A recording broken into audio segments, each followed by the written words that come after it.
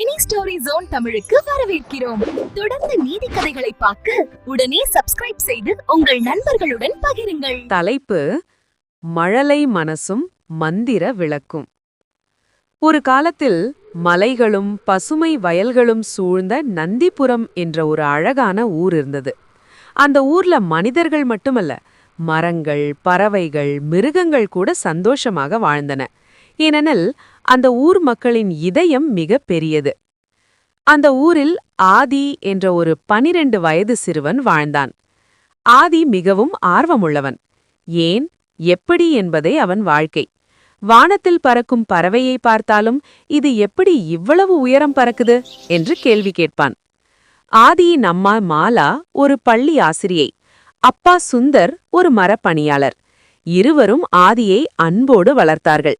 ஆனால் ஆதிக்கு ஒரு குறை இருந்தது. அவன் சில நேரம் தன்னலம் அதிகமாக நடந்து கொள்வான். ஒரு நாள் பள்ளியில் ஆசிரியர் குழந்தைகளிடம் கேட்டார், உங்களுக்கு வாழ்க்கையில் மிகப்பெரிய ஆசை என்ன? பலர் சொன்னார்கள், டாக்டர், போலீஸ், விஞ்ஞானி. ஆதி சொன்னான், எனக்கு எல்லாம் உடனே கிடைக்கணும். பணம், புகழ், சந்தோஷம் அனைத்தும். ஆசிரியர் சிரித்தார். ஆனால் அந்த சிரிப்பில் ஒரு கேள்வி மறைந்திருந்தது. அந்த நாள் மாலை ஆதி தன் அப்பாவுடன் காடு வழியாக நடந்து வந்தான். சூரியன் மறையும் நேரம். திடீரென்று ஆதியின் கண்ணில் ஒரு பழைய குடிசை பட்டது. அப்பா, இங்க யாராவது இருக்காங்களா? இல்லப்பா, இது ரொம்ப பழையது, யாரும் வரமாட்டாங்க என்றார் சுந்தர். ஆனால் ஆதி ஆர்வத்தை அடக்க முடியவில்லை. மறுநாள் தனியாக அந்த குடிசைக்குள் சென்றான். உள்ளே தூசும் சிதிலங்களும். ஒரு மூலையில் ஒரு பழைய விளக்கு இருந்தது. இதெல்லாம் கதைகள்ல தான் வருமே என்று சிரித்துக்கொண்டே ஆதி விளக்கை எடுத்தான். சுத்தம் செய்யத் தொடங்கியவுடன் பூம், ஒரு மென்மையான ஒளி, புகை. அதிலிருந்து ஒரு சிறிய உருவம் வெளிவந்தது. பயப்படாதே ஆதி, நான் ஆசை தரும் ஜின் இல்லை, நான் மனதை மாற்றும் மந்திர விளக்கு. மந்திர விளக்கா? ஆதி ஆச்சரியப்பட்டான். ஆம், நீ ஒரு ஆசை சொல்லலாம், ஆனால் அது உன்னை மட்டுமல்ல, மற்றவர்களையும் மாற்ற வேண்டும் என்றது அந்த குரல். ஆதி யோசித்தான். எனக்கு நிறைய பணம் வேண்டும். விளக்கு மெதுவாக ஒளிர்ந்தது. கண்களை மூடு என்றது. ஆதி கண்களை திறந்தபோது அவன் வீட்டில் இருந்தான். ஆனால் வீட்டில் மகிழ்ச்சி இல்லை. அம்மா, அப்பா இருவரும் வேலை வேலை என்று ஓடிக்கொண்டிருந்தார்கள். பேச நேரமில்லை. பணம் இருந்தது, சிரிப்பு இல்லை. இது என்ன? இது உன் ஆசையின் விளைவு என்றது விளக்கு. பணம் வந்தால் எல்லாம் சரியாகுமா?